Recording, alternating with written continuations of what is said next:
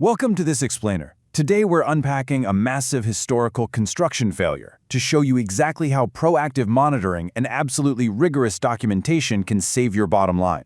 We're talking about a scenario where the stakes were sky high, the logistics were incredibly heavy, and the vendor promises were, quite frankly, way too good to be true. We are going to look really closely at a contractor's absolute duty to monitor the manufacturing and delivery of critical components, because you just can't take this stuff for granted. Okay, let's dive right in by asking the core question that really defines our disaster case study today. What actually happens when a critical supplier makes an impossible promise, brings a massive infrastructure project to a grinding halt, and completely refuses to listen to reason? Well, in the construction business, a supplier's failure can easily become your absolute financial ruin if you aren't paying close attention. But if you handle it right, it can also become a total masterclass in project management and risk mitigation. We're exploring a crazy real-life scenario from way back in 1985 involving Bill Kelton. Now, Bill was the senior project engineer on the Arizona SR-77 project, meaning he was right there in the trenches managing the gritty procurement realities. Fast forward to today, and he uses his 50-plus years of heavy civil construction experience to help contractors keep their jobs on track. And let me tell you, the lessons he learned on this specific job are just as absolutely vital for contractors today as they were back in '85. All right, Section 1, the setup and the impossible promise. So the contractor, Sunt, had awarded two really critical purchase contracts for bridge girders to a Texas manufacturer called Featherlight Building Products. These were for the First Avenue Bridge and the SR-77 bridge in Tucson. But almost immediately, massive red flags started appearing regarding their logistical capabilities. Check this out. Featherlight confidently guaranteed they could manufacture and deliver an astonishing 20 massive bridge girders per day, hauling them all the way from El Paso, Texas to Tucson, Arizona. Now, to put that into perspective, these weren't just standard pieces of lumber. We're talking about nearly 100-foot-long, incredibly heavy concrete bridge beams. A single truck couldn't possibly make 2 trips during working hours given the sheer distance. It was practically impossible. Bill Kelton and his team immediately questioned this Texas swagger. They didn't just blindly accept the contract at face value. And this right here highlights a crucial takeaway for anyone in the industry. As a contractor, you have an absolute duty to monitor your critical components rather than just blindly trusting a vendor's enthusiasm. You literally cannot simply outsource your critical path and just hope for the best. You have to verify. Moving on to Section 2, the reality check at the First Avenue Bridge. Let's see how this builds into an undeniable logistical nightmare. When Bill asked for their specific logistics plan to achieve this 20-girder-a-day miracle, Featherlight claimed they were going to bring these 100-foot girders in by rail, offload them on a nearby siding, and stockpile them for transport to the site. But instead of just nodding along and saying, okay, Kelton proactively picked up the phone and called the railroad directly. And the cold, hard math he uncovered was staggering. The railroad explained that their longest cars were only 89 feet. That meant every 100-foot girder required an empty idler car in between. On top of that, the designated siding had super limited room, and the switch engine could only move cars once a day. So Kelton did the math and proved that at best, they could expect a maximum of 9 girders every 2 days. Not 20 a day, 9 every 2 days. And this brilliantly illustrates the fallout, because despite Kelton's warnings and even his offers to renegotiate a realistic schedule, the supplier just scoffed and pushed forward anyway. The result? An absolute fiasco. The delivery trucks had massive issues just navigating the frontage road. They even damaged railroad infrastructure along the way.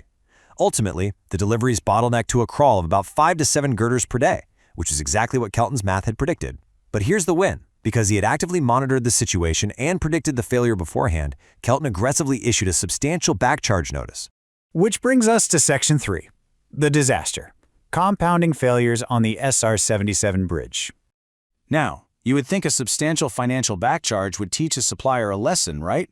Well, Featherlight arrogantly decided their original delivery rate was still totally valid. Only this time they decided they would just haul the remaining girders entirely by truck all the way from Texas. And historical records show just how wild their setup actually was. Because they didn't have the proper logistical equipment for 100-foot beams, they essentially chained a 40-foot float trailer to the back of the girder and set the front on a cradle attached to the truck tractor. Sure, it was functional, but it was highly unconventional. The Arizona Department of Transportation immediately rejected it at the port of entry because these 3-axle float trailers completely violated state axle regulations. Trucks were held up at the border, cranes had to be brought in to swap trailers, and the delays just quickly piled up. And then, the absolute kicker. When the trucks finally made it into Tucson, Well, standard flatbed semi-trailers have retractable landing gear legs that hang down.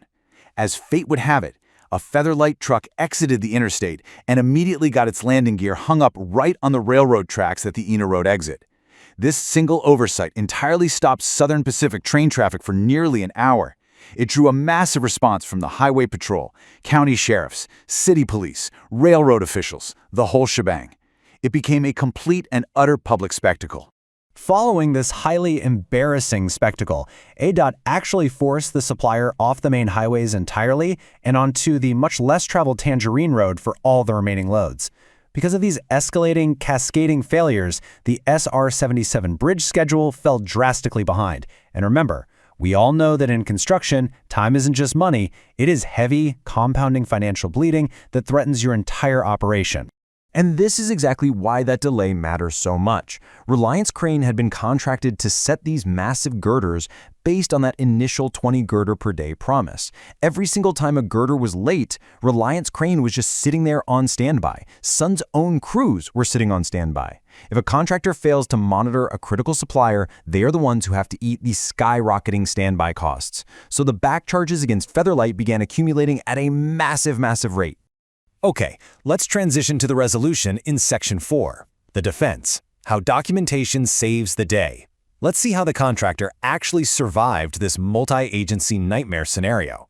So how on earth did the contractor survive this without taking a devastating loss? Honestly, even Bill Kelton's supervisors doubted that these massive back charges would stick in the end. But because Kelton had mathematically anticipated the failure on day one, communicated his findings, and meticulously tracked every single infraction, every delay, and every standby hour, the documentation was practically bulletproof. The resulting back charges were so severe that they completely wiped out the supplier's arrogant invoice. Featherlight essentially manufactured and delivered the girders for free, all because of the arrogance of their logistics management and the impeccable record-keeping of the contractor. To survive situations like this, you need a solid playbook. This right here acts as your ultimate shield. Step 1, you absolutely must actively monitor your critical suppliers. It's an absolute duty. Step 2, openly question impossible logistics and do the math yourself. Step 3, document everything and be completely upfront about anticipated damages before they even happen. And Step 4, formally issue your back charges early and accurately. Navigating these kinds of vendor disasters requires incredible precision. To tune up your own construction business and get expert fractional leadership to help with your project procurement processes, or for guidance on complex construction claim topics just like this one, be sure to check out BillKelton.com. Getting an outside perspective from someone who's literally been in the trenches for 50 years is exactly how you ensure your business infrastructure matches your building expertise. I'm going to leave you with this final provocative thought as we wrap up today's explainer. Take a look at your current projects. If a critical supplier's impossible promise inevitably breaks tomorrow, is your job site documentation truly airtight enough to protect your bottom line?